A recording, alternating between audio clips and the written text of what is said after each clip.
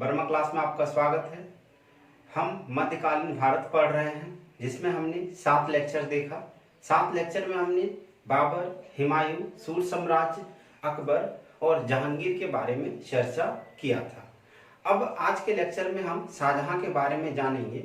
उनके पूरे जीवन काल के हर क्रम को सिलसिलेवार तरीके से पढ़ेंगे और जितना भी तरह का पॉसिबिलिटीज है एग्जाम में क्वेश्चन आने का शाहजहां से रिलेटेड सारा क्वेश्चन हम यहाँ पे देखेंगे। तो चलिए स्टार्ट करते हैं बिना समय गवाए शाहजहां के बारे में। तो पिछले क्लास में मैंने आपको जहांगीर के बारे में बताया था। जहांगीर की मृत्यु हो जाती है 1627 में। तो उसके बाद एक बलि का बकरा भी बना था, उसके बारे में मैंने बताया था। बलि का बकरा बनने वाला कौन था? द्वार बख्श खुसरो का बेटा था। नूरजहां जबरदस्ती बना देती है उसको, मतलब शासक। उधर से शाहजहां आता है और गुस्से में द्वार बख्श की हत्या कर देता है। तो ये सब चीजें मैंने पिछले लेक्चर में आपको बताई थी। अब आज जो पढ़ने जा रहे हैं उसको आप देखिए और अच्छे से समझने का प्रयास कीजिए। एक एक चीज जानेंगे कि ताजमहल शाहजहां के काल में एक तरह से बोल सकते हैं कि बहुत सारा ऐसा अच्छे अच्छे इमारतें, अच्छे अच्छे भवन का निर्माण हुआ था। इसलिए शाहजहां के काल को वास्तुकार या फिर स्थापत्य कला का स्वर्ण काल भी कहते हैं। तो कभी भी क्वेश्चन आए आर्किटेक्ट, इसका गोल्डन पीरियड कहा जाता है। तो जिस तरह आप देखे होंगे अकबर के शासनकाल को हिंदी साहित्य का स्वर्ण काल कहते हैं। आप देखे होंगे जहांगीर के शासनकाल को चित्रकला का स्वर्ण काल कहते हैं। तो वैसे ही आपका शाहजहां के शासनकाल को स्थापत्य कला का स्वर्ण काल कहा जाता है, यानी गोल्डन पीरियड ऑफ आर्किटेक्चर। तो अब स्टार्ट करते हैं बिना समय गंवाए। आज का टॉपिक हमारा शाहजहां, आप भी नोट कर लीजिए। शाहजहां के बारे में हम अच्छे से सीखेंगे। शाहजहां, देखिए जो शाहजहां जो था ना, इसका पीरियड है आपका 1627 ले सकते हैं, 1627 से 1658। 1627 से लेकर 1658 तक इसने शासन किया था। और यह मुगल का केवा है, आप ऐसे भी काउंट कर सकते हैं। पहला तो बाबर था, दूसरा हुमायूं था, तीसरा अकबर था, चौथा जहांगीर था, ये पांचवा मुगल का 5वां शासक था ये शाहजहां। अब शाहजहां का जो बचपन का नाम था,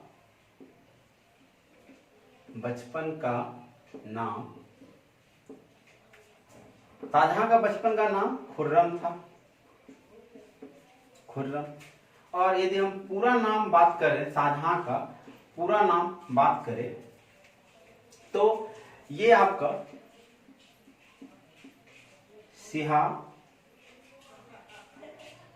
सिहाबुद्दीन मोहम्मद शाहजहां। तो ये उससे रिलेटेड था, ये आपको नोट कर लेना है कि उसका पूरा नाम क्या था। और उनका ये सिहाबुद्दीन आपका हो गया, आपका सिहाबुद्दीन मोहम्मद शाहजहां। तो ये बचपन का नाम खुर्रम था, पूरा नाम सिहाबुद्दीन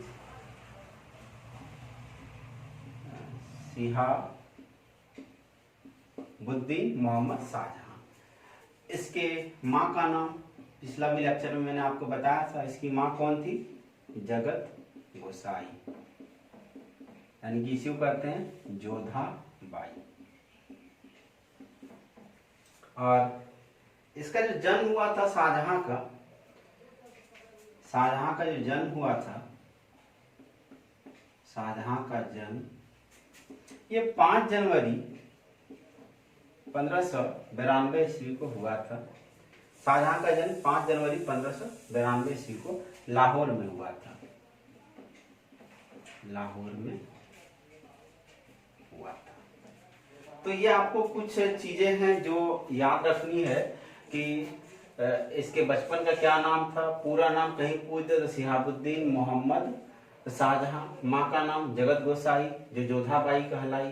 शाहजहां का जन्म 5 जनवरी 1592। शाहजहां की माँ हिंदू थी। शाहजहां और जहांगीर ऐसे 2 मुगल शासक थे जिसकी माँ हिंदू थी। तो ये इसके जन्म से रिलेटेड घटनाएं हुई शाहजहां के बारे में। अब हम थोड़ा आगे बढ़ेंगे और आगे समझने का प्रयास करेंगे एक एक चीज। तो ये बचपन में इसको खुर्रम के नाम से जाना जाता है। मैंने आपको जब जहांगीर पढ़ाया था तो उस समय सारा चीज खुर्रम के बारे में कि खुर्रम को बुरहानपुर में शासन संभालने को दिया गया था, जहाँ पे मैंने आपको ये भी बताया था कि इसका जहांगीर का जो बड़ा बेटा था खुसरो, वो विद्रोह कर दिया था तो खुसरो को अंधा कर दिया। खुसरो जब अंधा हो गया उसको कैद कर लिया था। 12 वर्ष बाद पुत्र मोह जाग गया और उसने उसका आंख का इलाज कराया। आंख का रोशनी तो पूरी तरह से नहीं आया तो उसको खुर्रम के पास भेज दिया था। तो खुर्रम यानी कि शाहजहां को लगा कि यदि वो जिंदा रहेगा तो हम शासक नहीं बन सकते हैं। तो उसने क्या किया था, यानी कि खुर्रम ने खुसरो को मरवा दिया था, खुसरो की हत्या करवा दी थी। तो ये चीज मैंने पिछले लेक्चर में बताया था आपको। हम आगे बढ़ते हैं और आगे की कहानी को जानने का प्रयास करते हैं। एक एक चीज इंपॉर्टेंट है, कुछ भी एग्जाम में पूछा जा सकता है, इसलिए आपको सब चीजों पे फोकस करना है। चलिए आगे बढ़ते हैं और आगे की कहानी को सुनते हैं। इनका पीरियड 1627 से लेकर 1658 तक है, यानी कि हम 1627 से लेकर 58 तक एक एक चीज को समझेंगे कि क्या हुआ। देखिए 1612 में शाहजहां की शादी होती है। 1612 में शाहजहां की शादी अलमास बेग की बेटी जिसका नाम है अर्जुमंद बानो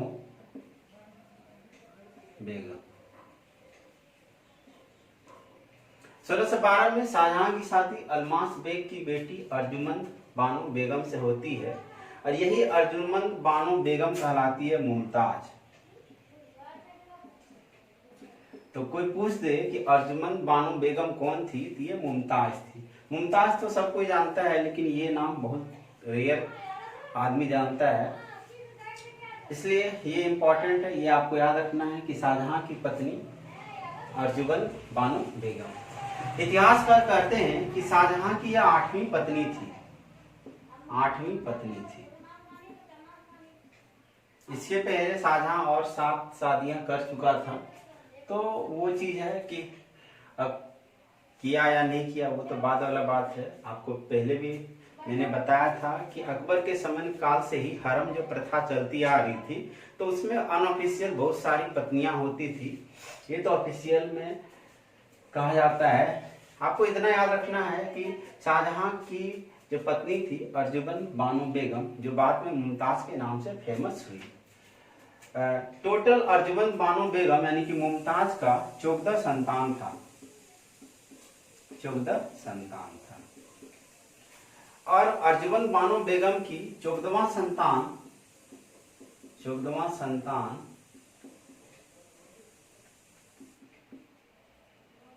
को जन्म देते समय मुमताज की मृत्यु हो जाती है। मुमताज की मृत्यु 1631 में होता है। आपको याद रखना है 1631 में 14वां संतान का जन्म होते समय मुमताज की मृत्यु हो जाती है। सबसे पहले मुमताज को बुरहानपुर में ही दफनाया जाता है, बुरहानपुर में दफनाया जाता है। तो आपको याद रखना है कि पहले इसका मकबरा बुरहानपुर में बनाया गया था, फिर बुरहानपुर से बाद में जब ताजमहल कंप्लीट हुआ तो शिफ्ट किया इसका दूसरा मकबरा बोल सकते हैं कहाँ है, ताजमहल में है। और सबसे पहले बुरहानपुर में इसको दफनाया गया था। तो ये शाहजहां की पत्नी थी अर्जुमंद बानो बेगम यानी कि मुमताज से टोटल 14 संतान था। 14वां संतान देते समय ये 14वां संतान था, ये 14वां संतान जो था ये था मेरा मुराद बख्श। तो आपको याद रखना है 14वां संतान का नाम मुराद बख्श।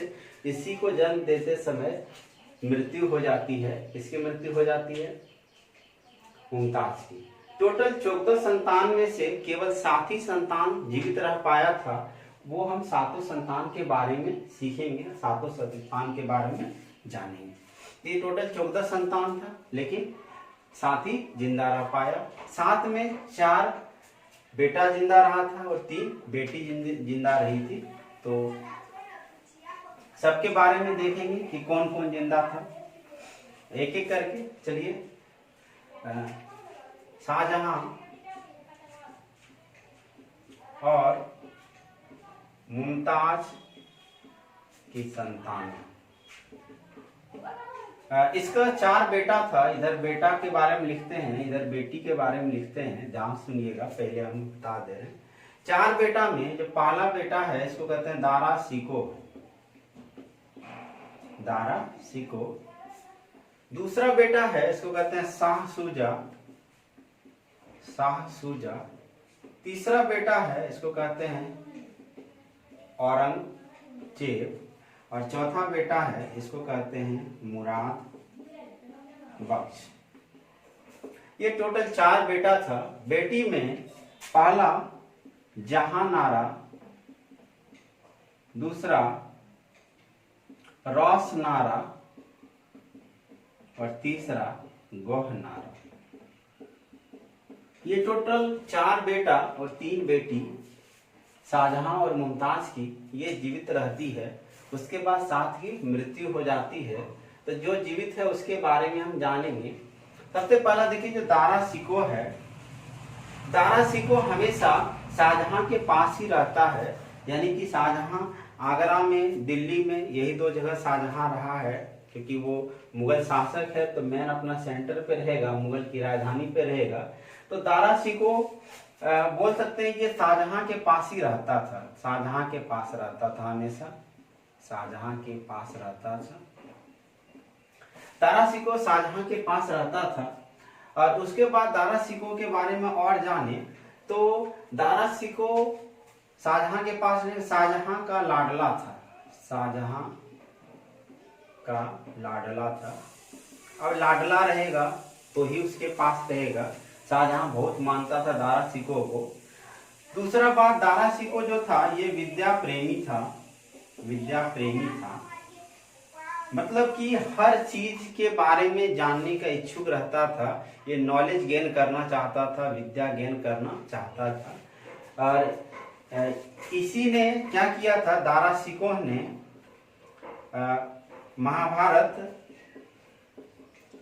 महाभारत इसी में भागवत गीता कहीं दे या महाभारत दे, दोनों एक ही आंसर लिखिएगा। महाभारत और जो भागवत गीता है का फारसी में अनुवाद किया था।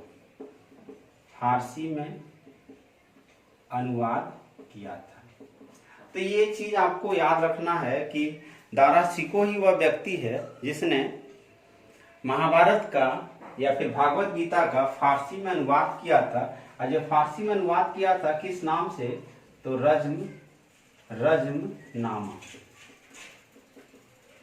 रज्मनामा के नाम से महाभारत का फारसी में अनुवाद किया गया था। विद्या प्रेमी था दारा शिको।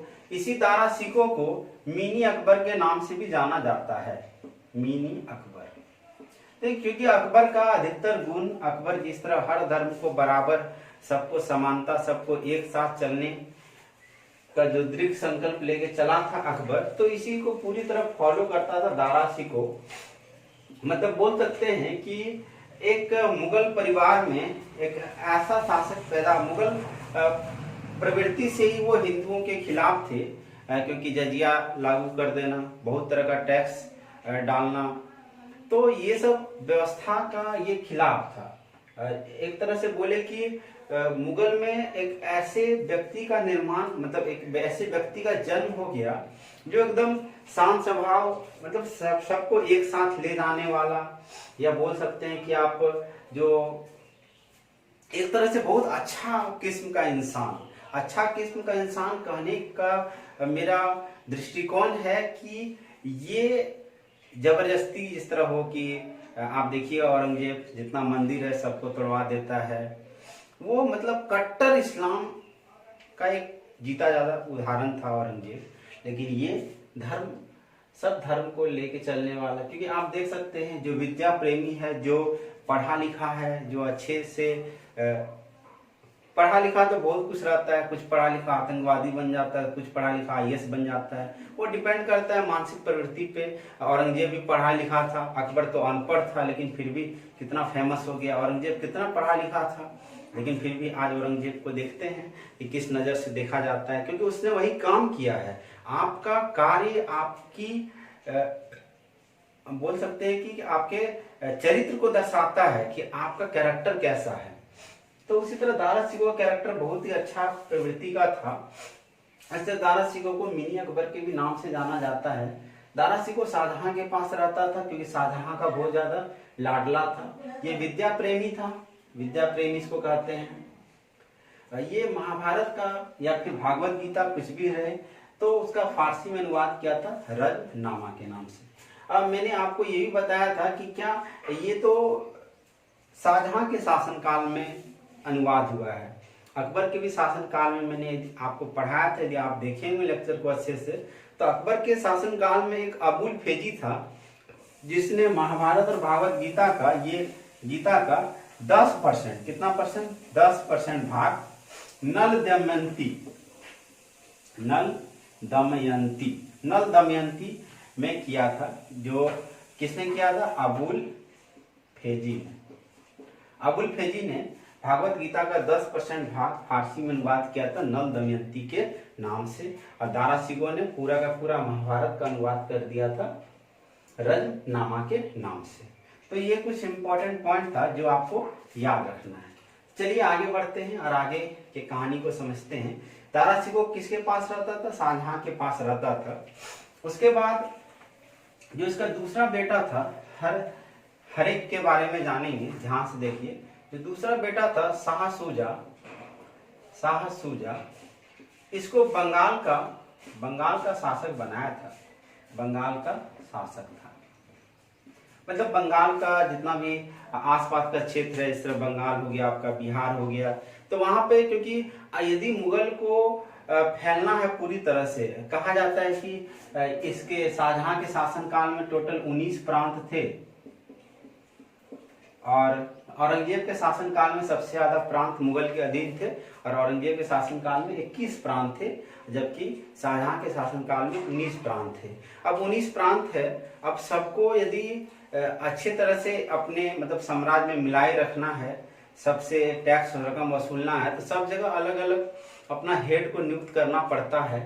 तो वैसे ही इसने शाह सूजा को शाहजहां ने बंगाल का शासक बनाया था। तीसरा था औरंगजेब।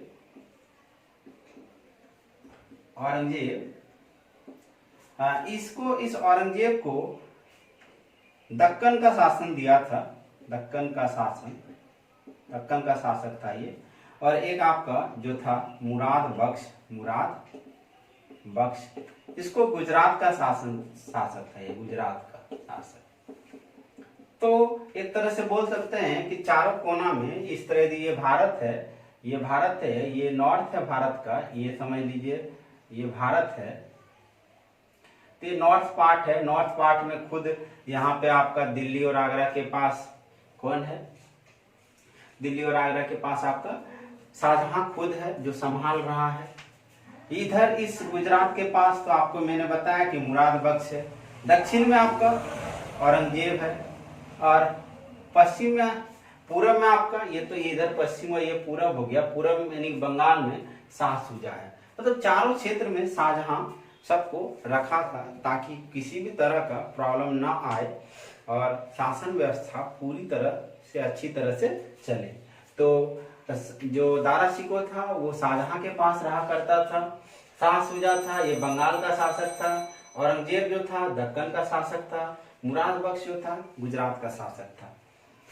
ये चारों बेटे के बारे में मैंने बताया और मैं आपको जैसे जैसे कहानी आगे बढ़ेगा और इंटरेस्टिंग फैक्ट सामने आते रहेंगे तो वो देखेंगे। चलिए आगे बढ़ते हैं और आगे समझने का प्रयास करते हैं। अब जो बेटी थी, सबसे पहला बेटी जहांनारा, ये जो जहांनारा थी ना, ये हर अच्छा कोई भी बुरा काम हो, ये हमेशा शाहजहां का सपोर्ट करती थी। शाहजहां का मतलब हर अच्छे बुरे कार्य में, अच्छे या फिर बुरे कार्य में शाहजहां का हमेशा सपोर्ट करती थी। इसलिए शाहजहां ने, जब मुमताज की मृत्यु हुई तो शाहजहां ने जहांनारा को प्रथम महिला यानी कि फर्स्ट लेडी का दर्जा दिया था। शाहजहां ने प्रथम महिला का दर्जा दिया था। जहांनारा के कहने के ही कारण, मतलब जहांनारा के कहने पर, इसी के कहने पर दिल्ली में एक शहर है चांदनी चौक, ये शहर नगर जो है ये बसाया था। दिल्ली में चांदनी चौक किसने बसाया? शाहजहां ने बसाया। यदि मान लीजिए ऑप्शन में शाहजहां नहीं है, जहांनारा है, तो आप जहांनारा को टिक कर सकते हैं, क्योंकि जहांनारा के ही कारण ये चांदनी चौक बसाया गया था।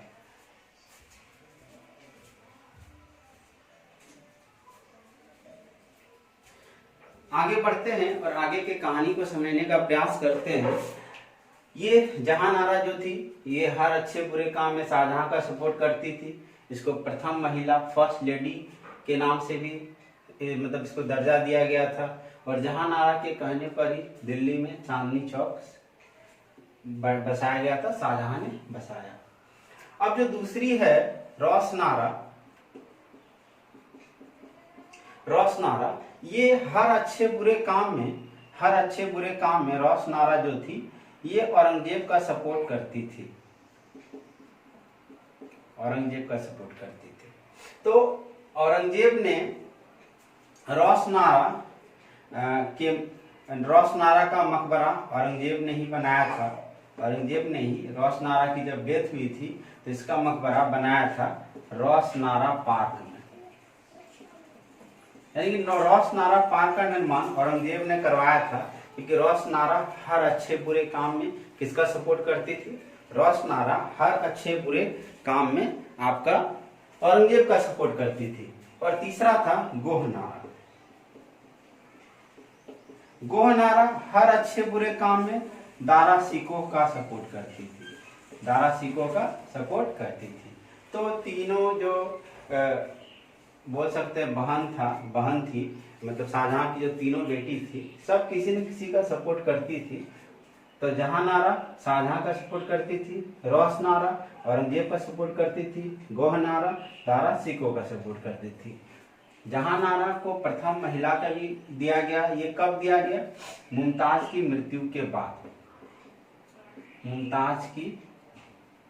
मृत्यु के बाद फर्स्ट लेडी का दिया गया। जहांनारा के कहने पे दिल्ली में चांदनी चौक बसाया। ये सब चीजें थी। चलिए हम आगे बढ़ते हैं और आगे समझने का प्रयास करते हैं। मैंने आपको बताया था कि शाहजहां की वो आठवीं पत्नी थी। कौन? मुमताज। आप सोचिए कि कितना गहरा प्रेम होगा कि इतिहासकार ये भी कहीं कहीं लिखा हुआ रहता है कि जिस दिन मुमताज की मृत्यु हुई थी, अगले दिन उसने मुमताज की छोटी बहन से शादी कर लिया था। तो प्रेम ही कुछ अलग रहता है इन लोग का, तो उसकी चर्चा ही नहीं करनी चाहिए हमें कि क्या प्रेम था, क्या प्रेम नहीं था। तो मुमताज की मृत्यु 1631 में होती है। अब ध्यान समझिए, जब मुमताज की मृत्यु होती है तो इसके शव को पहले बुरहानपुर में दफनाया जाता है और 1631 में ही ताजमहल का निर्माण प्रारंभ होता है। 1631 में ताजमहल का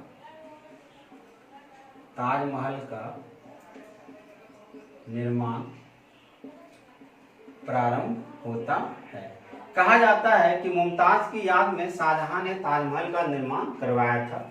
अब वो किसकी याद में करवाया था वो बाद वाला बात है, लेकिन इतिहास का जो लिखा रहता है उसको हमें पढ़ना पड़ेगा।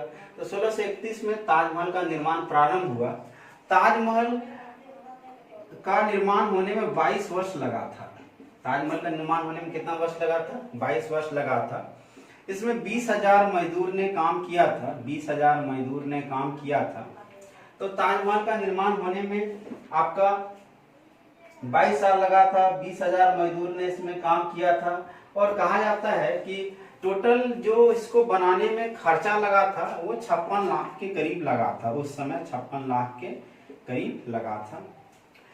बहुत जगह पे आप देखे होंगे कि बताता है कि शाहजहां ने क्या किया था, सब 20,000 मजदूर के हाथ काट दिए थे।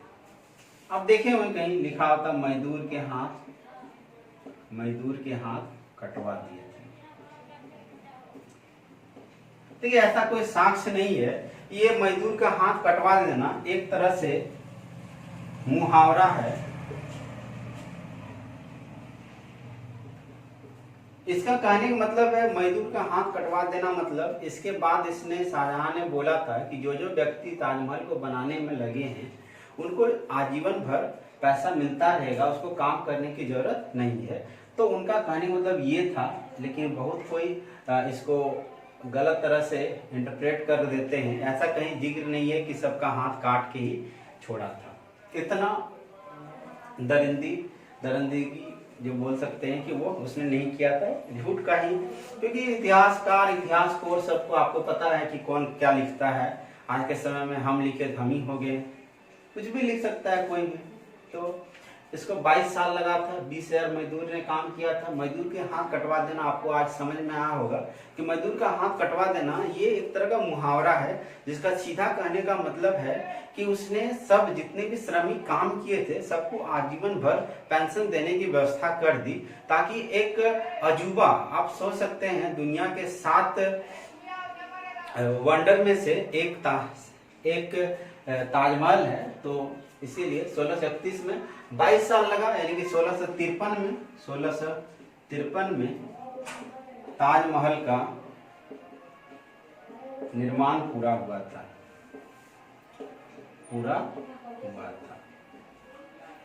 तो ये चीज आपको याद रखना है कि 22 साल लगा था इसको बनाने में, 20,000 मजदूर ने काम किया, लगभग 56 लाख लगा। और ताजमहल का यदि वास्तविक नाम के बारे में बात करें, इसका जो वास्तविक नाम यदि कोई पूछ ले, वास्तविक नाम, तो रोजा ए मुनव्वर।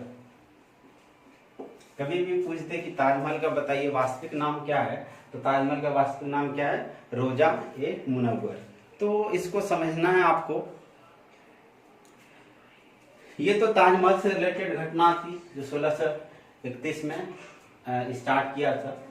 आगे बढ़ते हैं और आगे समझने का प्रयास करते हैं। जितना भी तरह का पॉसिबिलिटीज है क्वेश्चन का वो सब मैं आपको बता दूंगा, आपको ध्यान से समझना है। और कहीं कोई प्रॉब्लम हो तो जरूर आप बताइए। इसमें जब ताजमहल बना था तो इसमें सफेद संगमरमर का यूज किया गया है। सफेद संगमरमर। ये जो सफेद संगमरमर था ये राजस्थान के मकराना से मंगाया गया था। आप देखे होंगे कि सफेद संगमरमर का सबसे पहली बार उपयोग जो हुआ था, सफेद संगमरमर का पहली बार जो इस्तेमाल हुआ था वो आपका हुमायूं के मकबरे में हुआ था।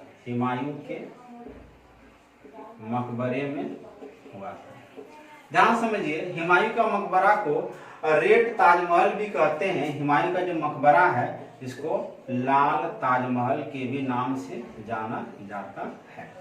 हुमायूं के मकबरे को लाल ताजमहल के नाम से भी जानते हैं। तो ये चीज आपको याद रखना है। सफेद संगमरमर का उपयोग किया गया था। ये कहां से मंगाया गया था? राजस्थान के मकराना से। दूसरा कि ताजमहल के निर्माण में पितरादुरा कला यानी कि पच्चीकारी कला, ताजमहल के निर्माण में पच्चीकारी कला या बोल सकते हैं पितरादुरा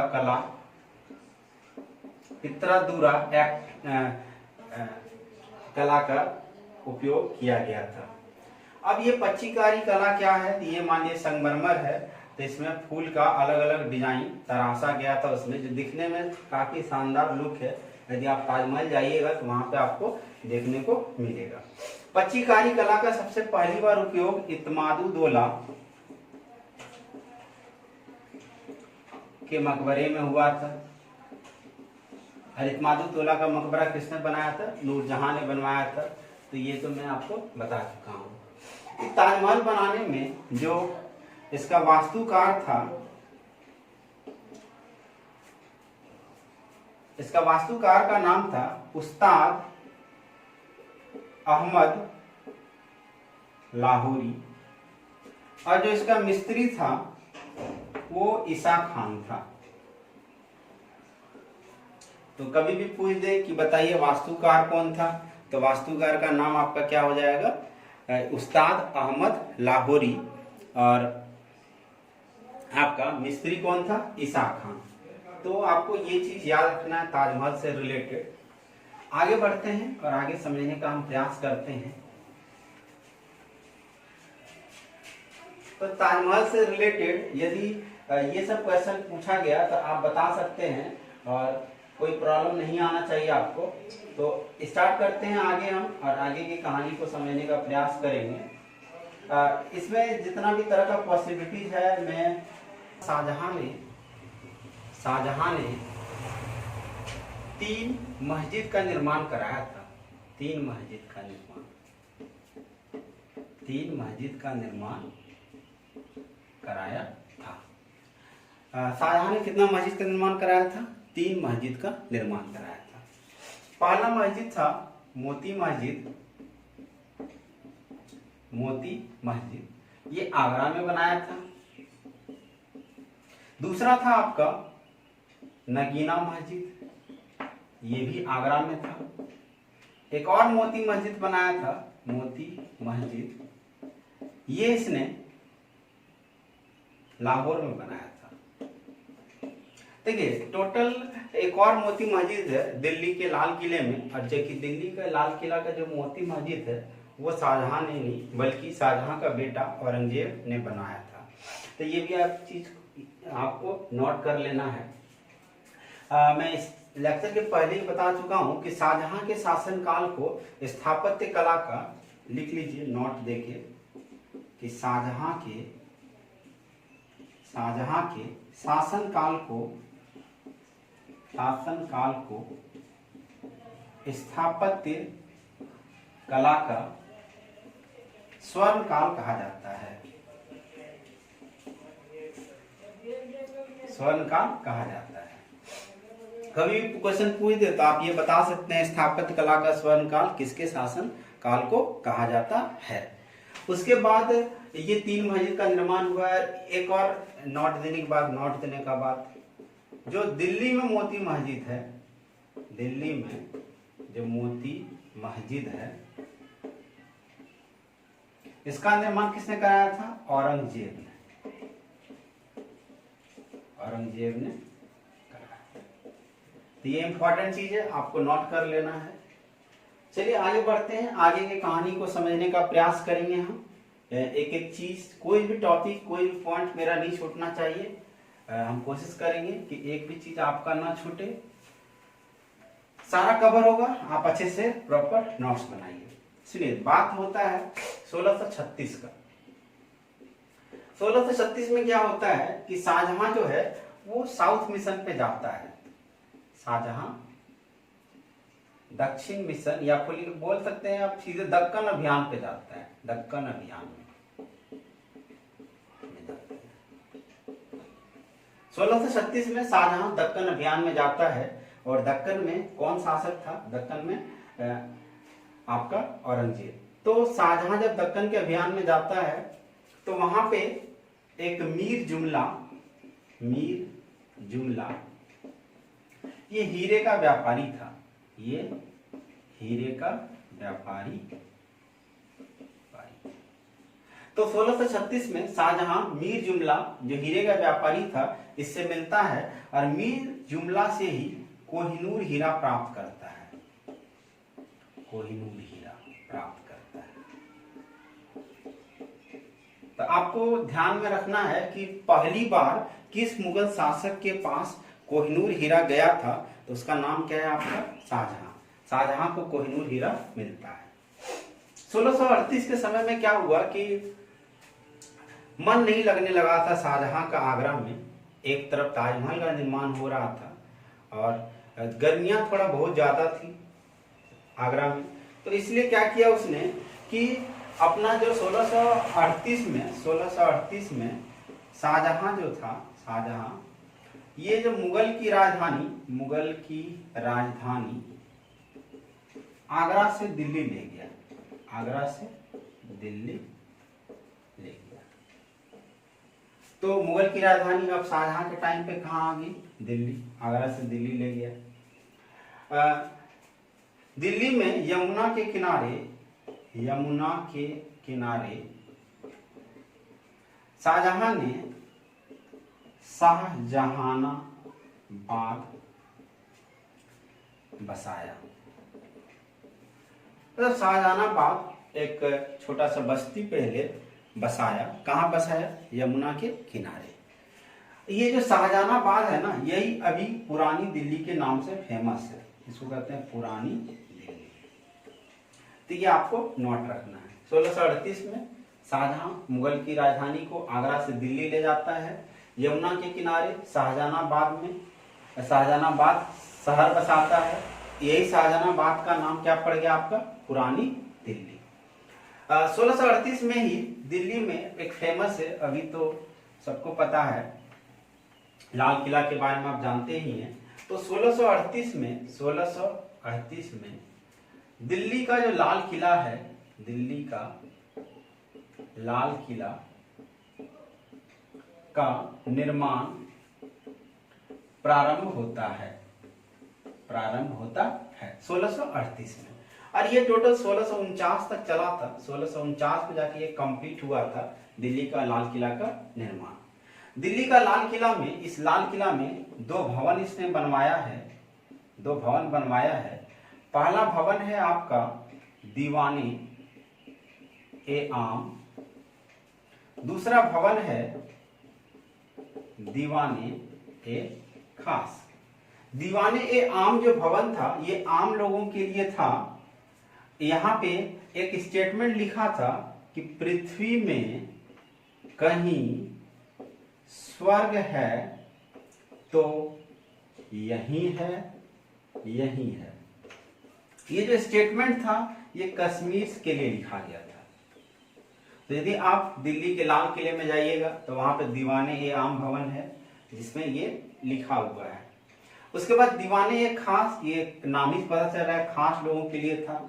यहाँ पे मयूर सिंहासन रखा था, मयूर सिंहासन बनाया गया था।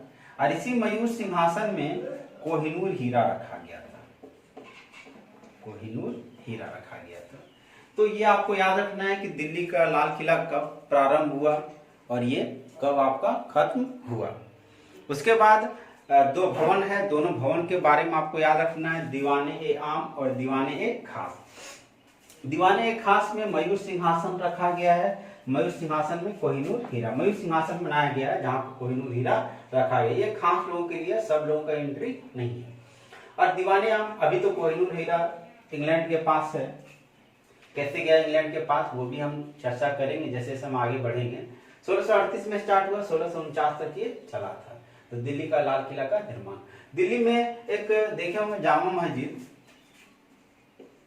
जो बड़ी मस्जिद में है, दिल्ली में जामा मस्जिद का निर्माण कराया। आप सोच रहे हैं खाली भवन बना के ही पैसा खत्म कर रहा है, इसलिए बोलते हैं कि इसके शासन काल में जितना भी पैसा था मुगल का, राजकोष पूरी तरह से खाली हो गया। इसीलिए इसके बाद आने वाले शासक के पास पैसा ही नहीं रहा, तो चलाया कैसे शासन व्यवस्था को, तो प्रॉब्लम फेस करना पड़ा था। अब जो लाल किला था, लाल किला में टोटल 5 गेट का निर्माण करवाया था। इस जो लाल किला है, लाल किला है, चारों तरफ घेरा हुआ है, उसके अंदर रॉयल फैमिली रहते हैं। अब ये लाल किला में 5 गेट का निर्माण कराया था। 5 गेट का नाम आपको याद रखना है। पहला था अजमेरी गेट, दूसरा आपका था लाहौरी गेट, तीसरा आपका था कश्मीरी गेट, चौथा था दिल्ली गेट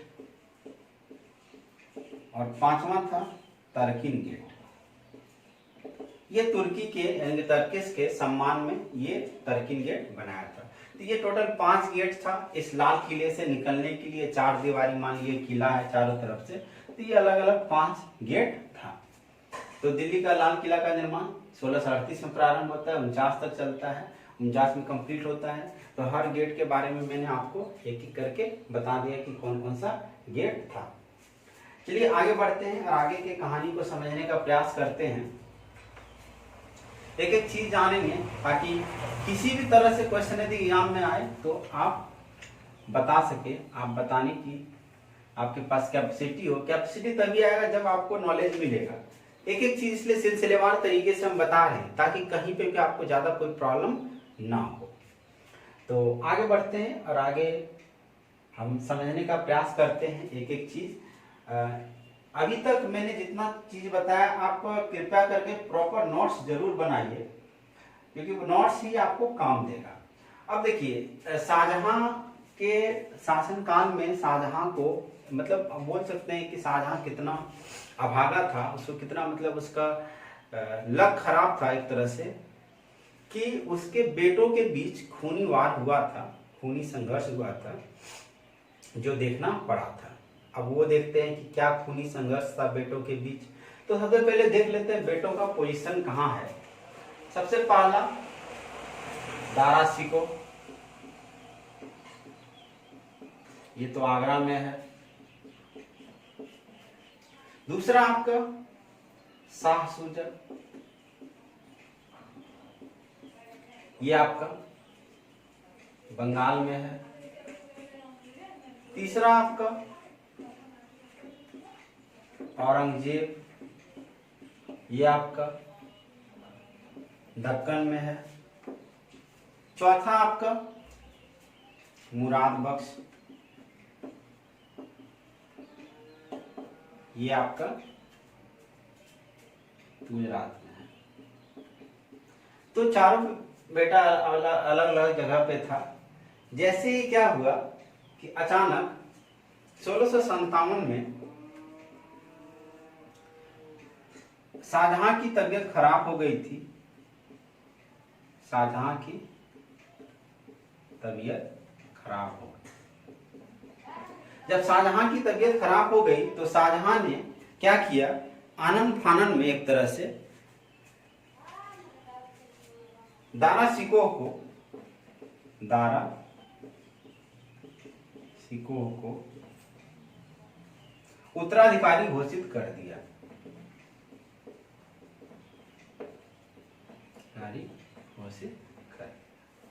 ये जो औरंगजेब था ना, इसका दक्कन में मन ही नहीं लगता था। इस कभी भी यदि थोड़ा सा भी शाहजहां का तबीयत खराब होता था तुरंत भागता था, क्योंकि इसको राजा बनना था, औरंगजेब को राजा बनना था।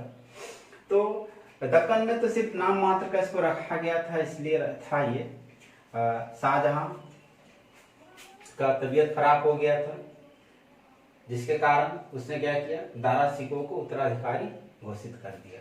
तो ये जब बात पता चली शाह सूजा को, औरंगजेब को, मुराद बख्श को, तीनों को, तो सब कोई राजा सब कोई बनना चाहता है। शाह सूजा भी चाहता था हम राजा बने, औरंगजेब चाहता था नहीं उत्तराधिकारी हम हो, आपका मुराद बख्श चाहता था उत्तराधिकारी हम हो।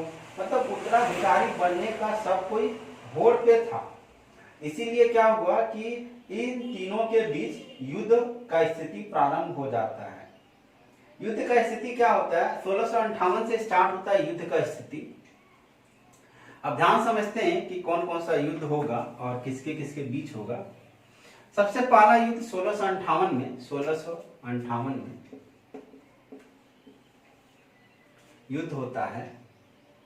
1658 में जो पहली लड़ाई होती है, प्रथम युद्ध बोल सकते हैं, प्रथम उत्तराधिकारी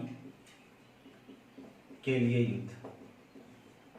1658 में पहला उत्तराधिकारी के लिए युद्ध होता है, जो युद्ध कहलाता है बनारस का युद्ध। इसको बहादुरपुर का भी युद्ध कहते हैं। बनारस के युद्ध में क्या हुआ कि ये जो शाह शुजा था बंगाल से, ये कूच किया बनारस की ओर, और बनारस में जो मुगल सेना था, कि दारा शिकोह के पास अभी क्या है, मुगल सेना है, मुगल सेना है दारा शिकोह के पास। क्यों? क्योंकि दारा शिकोह को ही उसने उत्तराधिकारी घोषित किया था। तो बनारस का युद्ध में एक तरफ मुगल सेना रहता है, मुगल सेना में यशवंत सिंह, सुलेमान शेख, और इधर एक तरह से शाह शुजा रहता है। दोनों के बीच लड़ाई होता है बनारस में जाके, और इसमें मुगल सेना जीत जाती है और शाह शुजा हार जाता है। ठीक है, तो ये पहला युद्ध हुआ था। आपको टोटल 5 लड़ाइयां हुई है, तब जाके पूरी तरह से औरंगजेब सत्ता में आया था। तो पहला लड़ाई के बारे में मैंने आपको बताया, जो बनारस का युद्ध के नाम से फेमस हुआ, जिसमें मुगल सेना और शाह शुजा के बीच हुआ था। शाह शुजा हार जाता है और यशवंत सिंह जीत जाता है। अब जब शाह शुजा हार गया और यशवंत सिंह जीत गया, तो ये जो बात है, ये बात पता चलता है आपका औरंगजेब को और मुराद बख्श को। अब औरंगजेब और मुराद बख्श को जब पता चला, तो औरंगजेब बोलता है मुराद बख्श से कि हम लोग अकेले तो जीत नहीं पाएंगे, क्योंकि देख लिया हो तुमने कि शाह शुजा किस तरह हार गया। तो एक काम करो कि हम लोग दोनों मिल जाते हैं, औरंगजेब और मुराद बख्श, इसके पास भी कुछ सेना है, इसके पास भी कुछ सेना है, दोनों मिल के मुगल से लड़ाई करेंगे। तो 1658 में ही दूसरा युद्ध होता है, सेकेंड उत्तराधिकारी के लिए युद्ध होता है। इस बार युद्ध जो होता है ना, एक तरफ मुगल सेना है, मुगल सेना, दारा शिकोह अभी तक नहीं गया है क्योंकि वो अपने सेना को ही भेजा, जब सेना है उसके पास, और एक तरफ औरंगजेब है और मुराद बख्श है।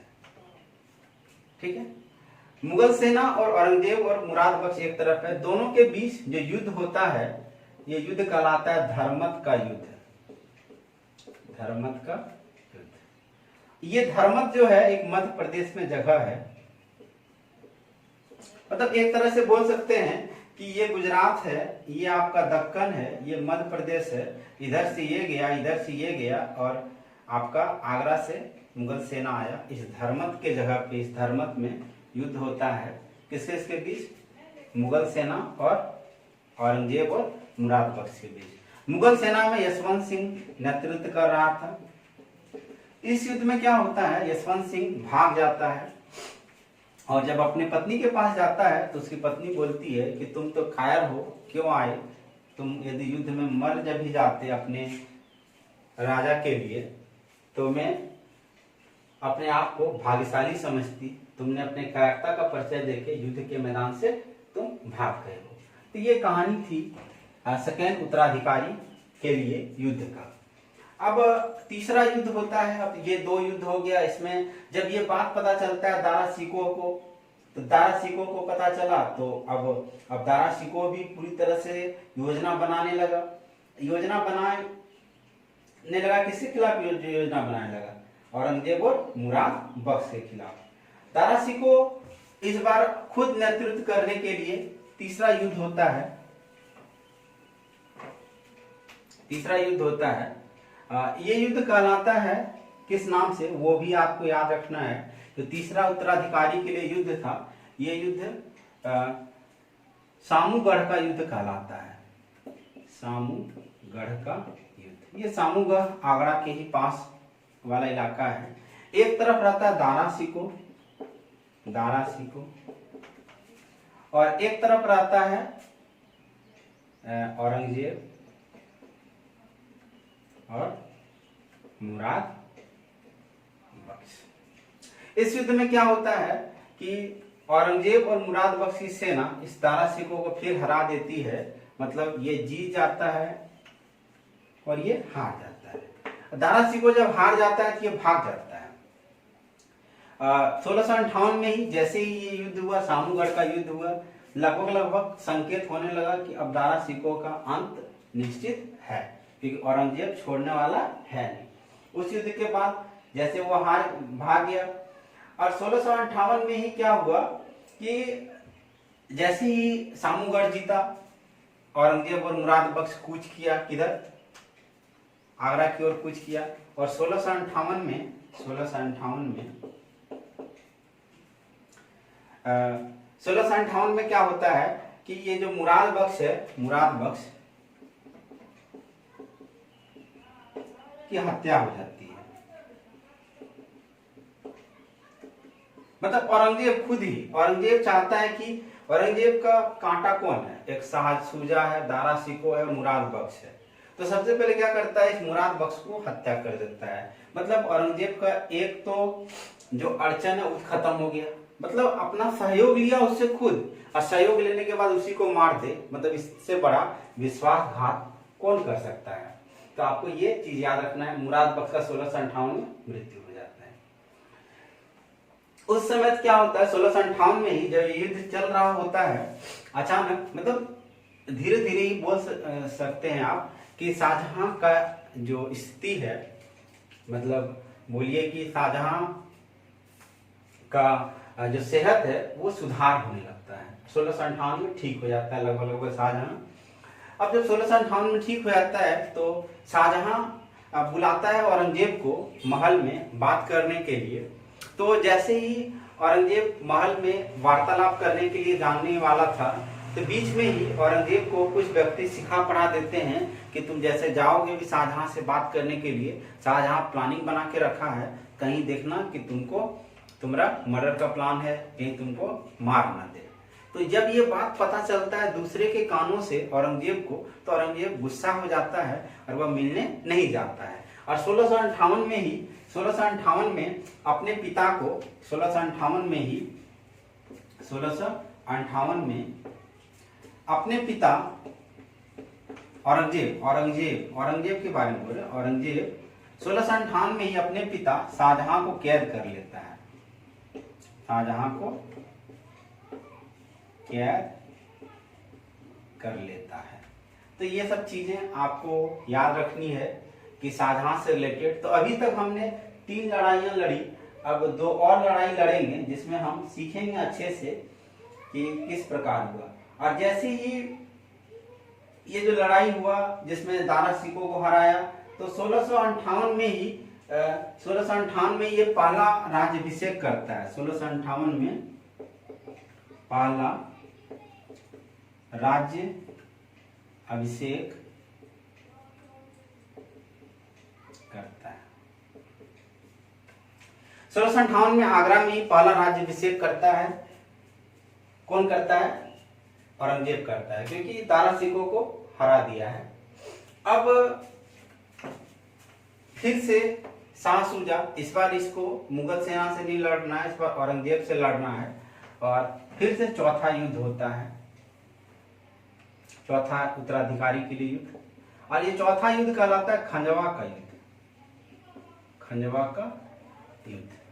इस युद्ध में एक तरफ औरंगजेब है और एक तरफ शाह सूजा है।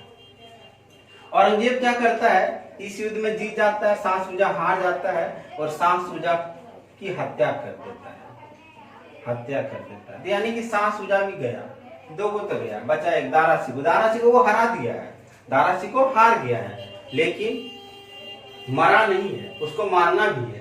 तो आपको ये याद रखना है कि दारा शिकोह से रिलेटेड। अब क्या है, तीसरा आगे देखने, तीसरा समझने का प्रयास करेंगे। एक और लड़ाई होती है जिसमें पूरी तरह से दारा शिकोह को ही खत्म हो जाता है, दारा शिकोह की हत्या हो जाती है। और ये 5वां उत्तराधिकारी का युद्ध कहलाता है। और इस युद्ध को देवराई के नाम से जाना जाता है। एक तो 5वां जो है अंतिम, 5th जो है, ये देवराई का युद्ध। और इस युद्ध में औरंगजेब किसके बीच हुआ, औरंगजेब और दारा शिकोह के बीच। और इसमें दारा शिकोह की हत्या कर देता है, इसके सर को काट के पूरा दिल्ली घुमाता है। इतना मतलब निर्दयी था ये, और खुद बोलता है कि देखो हम अपने भाई को इस तरह कर दिए, भाई को नहीं छोड़े, तो मेरे खिलाफ यदि तो कोई भी संयंत्र यदि करेगा तो उसका क्या हश्र करेंगे। तो ये देवराय का युद्ध, ये 5 युद्ध, और ये युद्ध के बाद फिर से दोबारा राज्याभिषेक होता है। इस बार कहाँ होता है? दिल्ली में होता है। तो याद रखना है कौन ऐसा मुगल शासक है जो 2 बार राज्याभिषेक करता है, तो औरंगजेब। एक बार 1658 में किया, और ये 1659 में हुआ था युद्ध। तो ये आपको याद रखना है कि दारा शिकोह, और जैसे कैद कर लेता है शाहजहां को, तो उसको आगरा के किले में रखता है, और उस जगह पे रहता है जहां पे वो ताजमहल को देख सके। तो अपने जब तक वो मरा नहीं तब तक वो ताजमहल को देखता रहा। तो ये 5 लड़ाइयां जो थी बहुत ही इंपॉर्टेंट थी, आपको अच्छे से याद रखना है।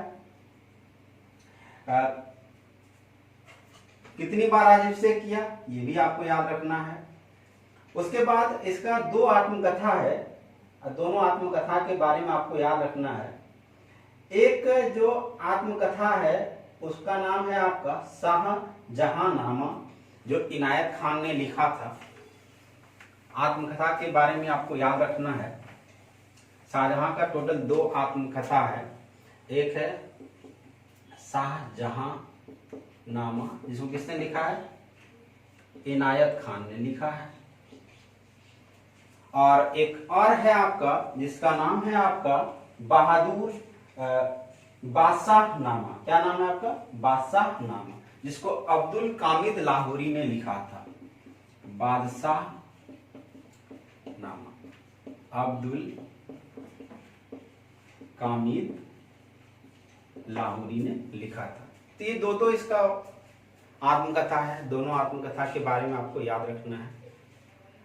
और फाइनली 1666 में मृत्यु हो जाती है शाहजहां की।